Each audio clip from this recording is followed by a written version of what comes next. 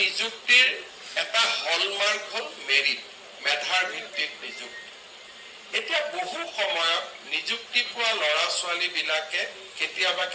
তেওঁলোকৰ WhatsApp Facebook গ্ৰুপত আলোচনা কৰে যে আমি মেৰিটত নিযুক্তি পাইছো, গতিকে আমি কাৰো ওচৰত দায়বদ্ধ নহয়। মই কথাটো ওলোটাকৈ কম যে ৰাজনৈতিকভাৱে নিযুক্তি দিব আটাইতকৈ সহজ, কাৰণ আজি যদি ইয়াত বহি থকা 200জন মানুহৰ পৰা মই 5-5 লাখ টকালৈ নিযুক্তি দিলোহেঁতেন, মোৰ দুই ধৰণে উপকাৰ হয়। এটা, মোৰ দলৰ কাৰ্যকৰ্তাসকলক নিযুক্তি দিব পাৰিলোহেঁতেন আৰু 5-5 লাখ টকাও ঘৰত আহিলেহেঁতেন। এতিয়া মেধাৰ ওপৰত নিযুক্তি দিব যাওঁতে আমি দুটা ত্যাগ কৰিব লাগে। এটা ত্যাগ কৰিব লাগে যে আমি টকা পইচা যিটো লক্ষী ঘৰত আহিব লাগিছিল তাক বিদায় দিব লাগে, যে আমাক লক্ষী নালাগে, আমাক সৰস্বতী লাগে। প্ৰথম আমি লক্ষীক বিদায় দিব লাগে। দ্বিতীয়তে, আমাৰ ৰাজনৈতিক জীৱনত আমাৰ লগত শুৱে বাৱে কাম কৰি থকা বহুত মানুহক প্ৰতিটো নিযুক্তিৰ পিছতে আমি হেৰুৱাব লাগে। আজি আমাৰ লগত যিমানবোৰ ইঞ্জিনিয়াৰ আছিলে, মোৰ সমষ্টিত জয়ন্ত মল্লবৰুৱা সমষ্টিত, অশোক সিংগালৰ সমষ্টিত, আমাৰ যদি কোনোবা কাৰ্যকৰ্তাৰ ঘৰত ল'ৰা ইঞ্জিনিয়াৰ হৈছে, ইণ্টাৰভিউ দিছে, কাগজখন দি থৈ গৈছিল, চাকৰি দিব পৰা নাই, আজি যেতিয়া মই কথাখিনি কৈ গৈ আছো, তেওঁৰ ঘৰত বিজেপিৰ পৰা পদত্যাগ পত্ৰখন লিখি আছে। দুইটা কাম একেলগে হৈ আছে সমান্তৰাল ভাৱে, যে আমি কিয় বিজেপি কৰিব লাগে। যেতিয়া আমি কওঁ যে নহয় আমি মেধাত দিব লাগে, তেতিয়া কংগ্ৰেছেতো মেধাত দিয়া নাছিল, আপোনালোকে কিয় মেধাত দিব লাগে। অৰ্থাৎ আগৰ আমাৰ পৰিৱেশ কি আছিল, আজি আমাৰ পৰিৱেশ কেনেকে আমি পৰিৱৰ্তন কৰিছো। কিন্তু স্বচ্ছ নিযুক্তি মোৰ বাবে এটা অসমৰ জনজীৱনলৈ মই ভাবো যে এটা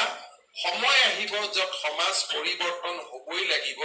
আৰু সেই পৰিৱৰ্তনক আজি আমাৰ চৰকাৰখনে আঁকোৱালি লৈছে। আপোনালোকে দেখিছে আমি এডিআৰই এক্সাম পাতিছো, এতিয়া স্বচ্ছতাক আগুৱাই লৈ গৈ অহা কালিৰ পৰা পৰীক্ষাত লিখা OMR চিটখনো আমি উভতাই দিব বিচাৰিছো।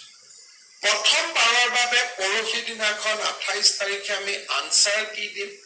আৰু কেণ্ডিডেট সকলৰ পৰা আমি এতিয়া সুধিছো যে আনচাৰ কিত যদি আমাৰ কিবা ভুল হৈছে তাকো দেখুৱাই দিম। আৰু 29 তাৰিখে পৰীক্ষা হ'ব, আমি কৈছো প্ৰশ্ন কাকতখনো ঘৰত লৈ যাওক, যাতে আপোনালোকে মিলাই চাব পাৰে যে আচলতে আপোনালোকে কিমান নম্বৰ পালে বা নাপালে। টেটৰ নিযুক্তিৰে আৰম্ভ কৰা স্বচ্ছতাক আজি এটা আমি নতুন দিগন্তলৈ লৈ যাব খুজিছো। যদি স্বচ্ছতা আমি আমাৰ জীৱনত আঁকোৱালি নললোহেঁতেন, স্বচ্ছ নিযুক্তিক যদি আমি এটা আমাৰ পলিটিকেল আইডিঅলজি হিচাপে গ্ৰহণ নকৰিলোহেঁতেন, এই হলটোত হয়তো 90% আপোনালোক বহি নাথাকিলেহেঁতেন, আন কোনোবা 90% ইয়াত বহি থাকিলেহেঁতেন। মই আশা কৰো যে স্বচ্ছ নিযুক্তিয়ে আমাৰ ৰাজ্যখনক বিকাশৰ পথলৈ আগুৱাই লৈ যাওক। আমি ব্যক্তিগতভাৱে কাৰো ওচৰত সমৰ্পিত হ'ব নালাগে। ৰাজ্যখনক সৰ্বাংগ সুন্দৰ কৰাৰ বাবে we should dedicate ourselves to the cause of Assam's development. ৰাজ্যৰ বিকাশৰ বাবে আমি নিজক সমৰ্পণ কৰাটোৱে হৈছে আজিৰ দিনটোৰ আটাইতকৈ ডাঙৰ মূল্যবোধ বা আজিৰ দিনটোৰ আটাইতকৈ ডাঙৰ টেক এৱে। আমাৰ ঔপনিবেশিকতাবাদ শাসনৰ পিছত ভাৰতে প্ৰথমবাৰৰ বাবে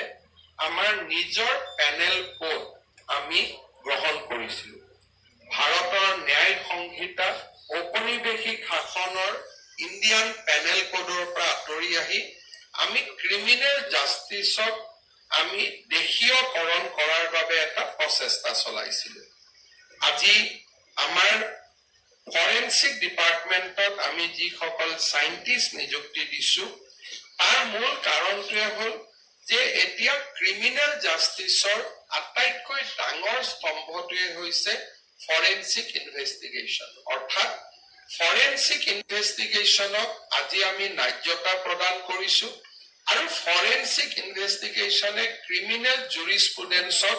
সফল কৰা, এফেক্টিভ কৰাত এটা ডাঙৰ ৰোল প্লে কৰিব পাৰে। যেতিয়া এটা মাৰ্ডাৰ হয়,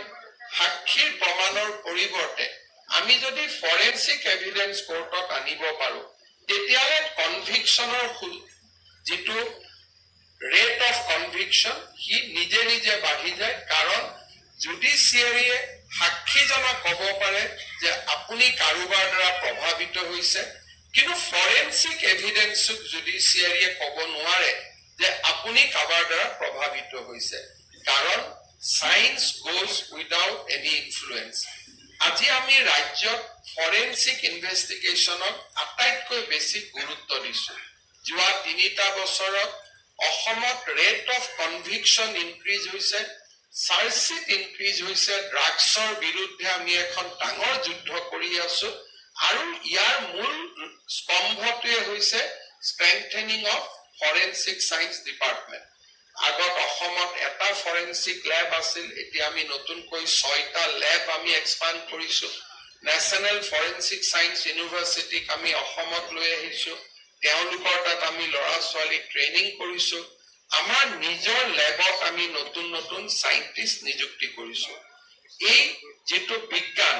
ফৰেনচিক বিজ্ঞান এই ভৱিষ্যতৰ বিজ্ঞান আৰু ফৰেনচিক বিজ্ঞানে ভৱিষ্যতে বহু ডাঙৰ নিযুক্তিৰ দুৱাৰ এখন মুকলি কৰি দিব আনকি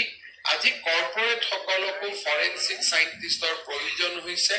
আৰু যিমানেই ফাইনেন্সিয়েল মাৰ্কেটখন বাঢ়ি বাঢ়ি গৈ থাকিব অপৰাধ বাঢ়িব সাইবাৰ ক্ৰাইমৰ পৰা আৰম্ভ কৰি বিভিন্ন অপৰাধ বাঢ়িব আৰু সেই অপৰাধক ৰোধিবৰ কাৰণে